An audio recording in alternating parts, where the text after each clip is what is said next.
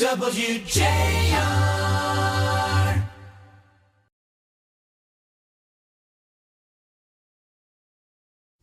Welcome in to the National City Roundtable, a monthly series of longer format interviews. I'll be here along with my co-host, National City's David Boyle. We'll have interesting guests from time to time, so we hope that you will always check WJR.com for this monthly feature, National City Roundtable. David, nice to be with you. Last time we saw each other was taking a nice walk that I was ruining because I brought my golf clubs, but all in all, it was a great time. You are a fabulous golfer, and that's good because the study has been done in the past. Wall Street Journal said that the top leaders of top companies tend to be the best golfers. So you're in very good company. In your one-year tenure now as president and CEO of National City, seems hard to believe it's been a year. What about your perceptions of the market, the challenges, the opportunities? You know, it's interesting, Paul. It's actually 1 year today. Oh, no This is kidding. my 1 year anniversary of moving to Michigan and Happy bringing my anniversary. family here. Early on, my perception of Michigan was not great, and particularly Southeast Michigan. Coming from Ohio was not necessarily the place to be, if you will. After being here for a year and spending time in the city, spending time in the suburbs, going up north, Michigan is a phenomenal place. It's a great place to live. The amenities that are here are great. There are, with that, a tremendous amount of opportunity, I think. The business environment here in Michigan is not as robust as it needs to be.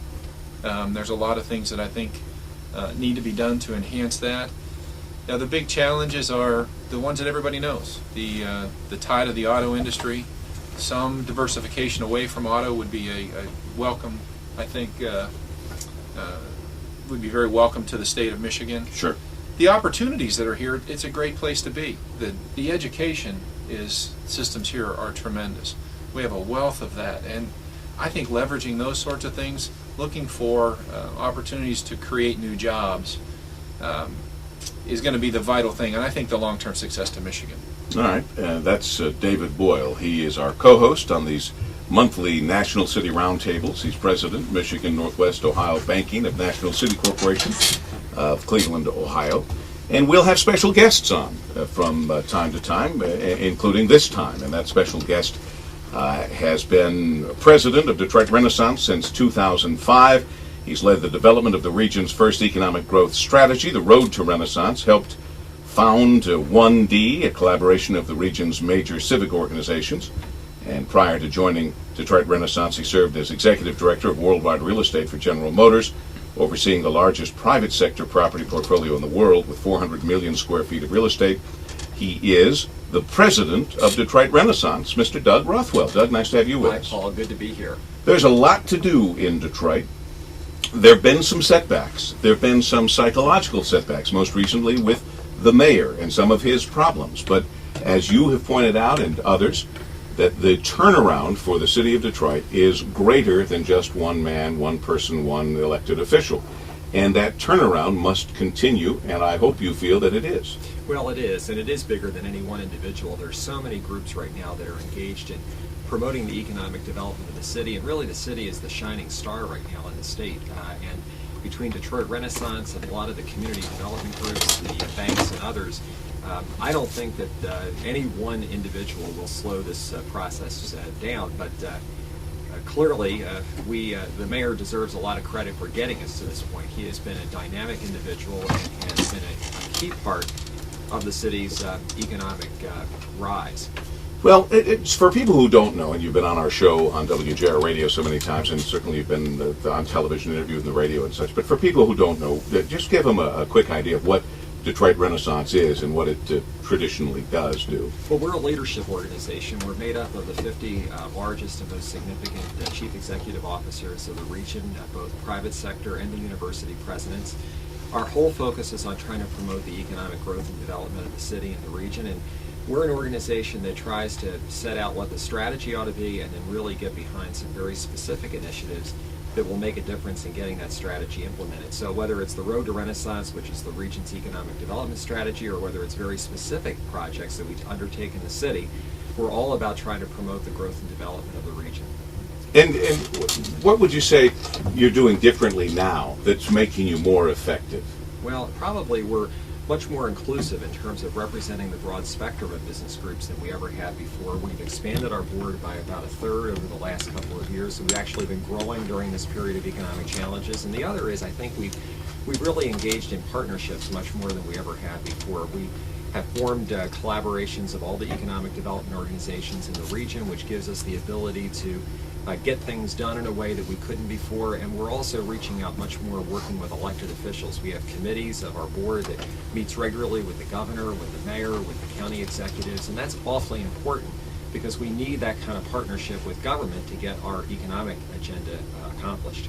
National City's President David Boyle with us, as we've pointed out, and National City is a leading and integral financial institution that cares about our community, the issues affecting it. This on your 1 day or 1 year anniversary, the day of your 1 year anniversary.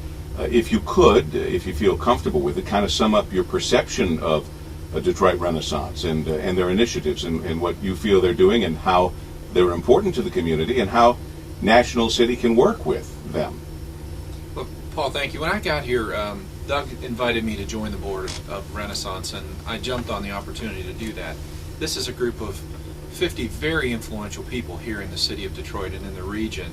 And, you know, if economic growth is going to happen, it's got to be led by the business community. It can't be led by government. Government is important.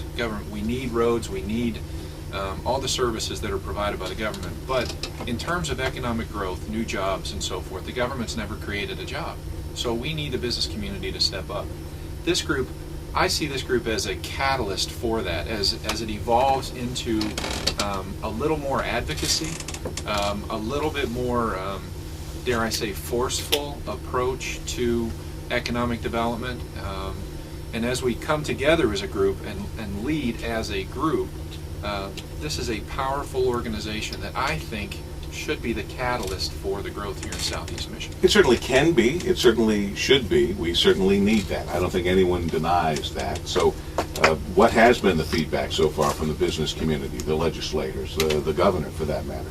Either one of you, and both of you can weigh in on this if you'd like. Well, I think, Paul, that really people are looking for a group like Detroit Renaissance to provide some of that leadership. I think people right now respect the business community because what we're good at is creating jobs. And when we come forward with ideas for how to create jobs, people will listen. And the elected leaders, I think, have been very receptive to us stepping up, as David said, to try to help them in ways that maybe is a little bit more aggressive than we've been in the past. A good example of that is in the last week or so, we've come out with a series of recommendations for how to improve and restructure state government to become more financially sustainable over the next few years. And we all know we face a lot of challenges as a state, but we've yet to see really the amount of structural reform that we need in Michigan. And the fact that Detroit Renaissance would come out with very specific recommendations, I think, is embraced and welcomed by the elected leadership.